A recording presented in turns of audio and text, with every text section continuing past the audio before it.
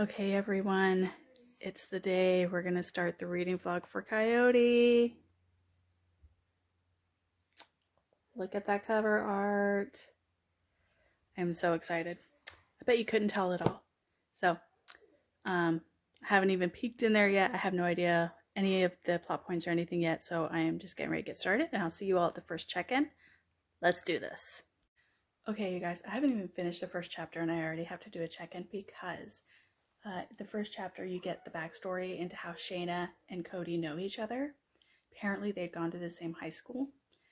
Shayna had been put in a circumstance where she was getting pretty severely bullied, and her bullies had tricked her. I'm not going to say how. And Cody basically saved her. She was in year 7 and he was in year 12. So she has a little bit of, she's kind of idolized him all these years. But because the situation he saved her from was so horrifying to her, just thinking about it embarrasses her still to this day.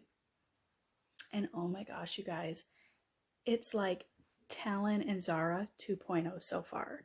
Again, I haven't even finished the first chapter, but the very first scene, she reminds me of Zara because she's a bit clumsy. She doesn't like to curse, and she is so awkward around Cody. And Cody reminds me so much of Talon because he has the swagger and the self-confidence, and then with the flashback scene from the high school, you really see his want to protect those around him, just like Talon. I'm like, if this is the next generation of Talon and Zara, I'm going to be so happy. You have no idea. I'm fangirling so hard on this right now. All right, I'll see y'all at the next check-in. Oh my god, you guys, there's so much going on, and I'm only on chapter 2. So, first off, Shayna, maybe a woman, but she's got some balls. She's got some lady balls going on. She's got 2 adorable, badass German Shepherd dogs, and the story just introduced Texas, who, in case you don't remember, was Dodge's nephew from Hiding Out.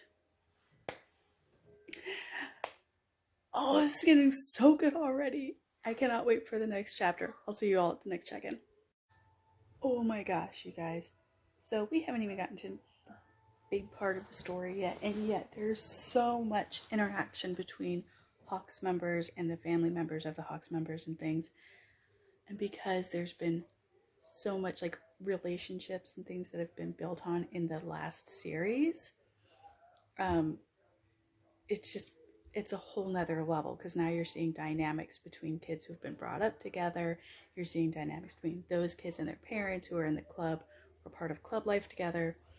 And the parents are still protective of the kids, but the kids are wanting to have their freedom. Oh my gosh, this is freaking great. I didn't think I would find a book in the Hawks MC series that I liked better than Blackout or Holding Out. But this one might be it. This is like so far, it's got some of the best elements of my favorite Hawks books. I'm thoroughly enjoying it. Oh my gosh, this is so classic. So apparently, Deanna, also known as Hellmouth from the original Hawks MC series, is so notorious amongst the women that come just to hook up with the available biker guys that when one of them gets out of hand and Talon has to ban them, he basically tells her, you're not allowed on the compound anymore, you're not allowed to hook up with any of the brothers, and if I find out that you did or tried, I'll set Hellmouth on you. And she starts getting upset because apparently Hellmouth is who they set on the women who act out of line. And I have to say, this is what I've said throughout all of Hawks MC month. This is what makes Lila Rose such a great author. She brings in these characters and plays them up, but keeps them integral in future stories in ways where you come across a line, even though the character hasn't been in the book yet, and you just start laughing maniacally because you totally see this character doing that. I am thoroughly impressed with this one. I think Lila Rose might have outdone herself.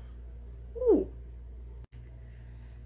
One of my all-time favorite characters is in the book, Julian, and it's typical Julian.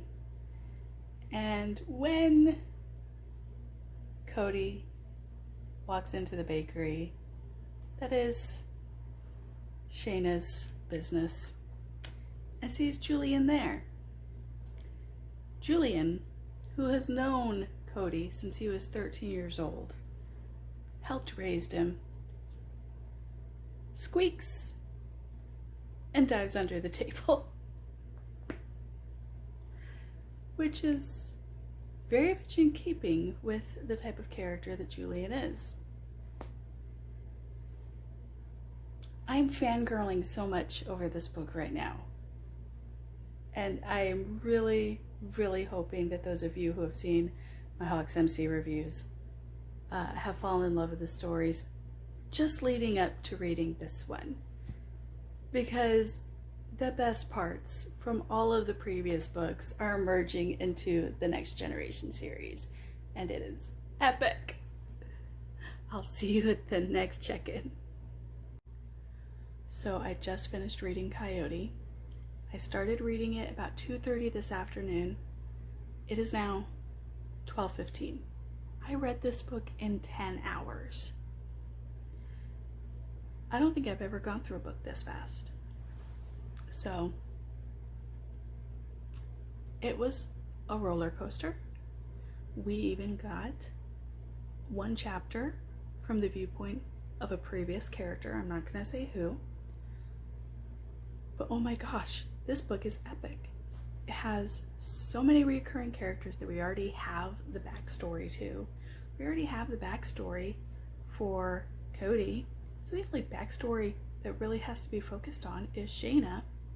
And so there's just so much in there that wouldn't be able to be in there if you didn't have all of the existing backstory.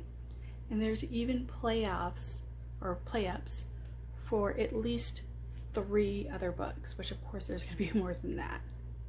So I am thoroughly amazed. I'm definitely going to be reviewing the book. I hope you stick around for that as well. But if you have not tried any of the Hawks MC books, please at least go get Hiding Out so that you can read Coyote, because if nothing else, it is worth it just for this book. Holy crap, I love this book. I hope Lila Rose never stops writing books, ever.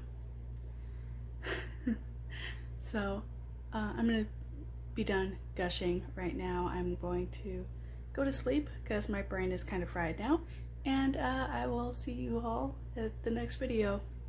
Bye.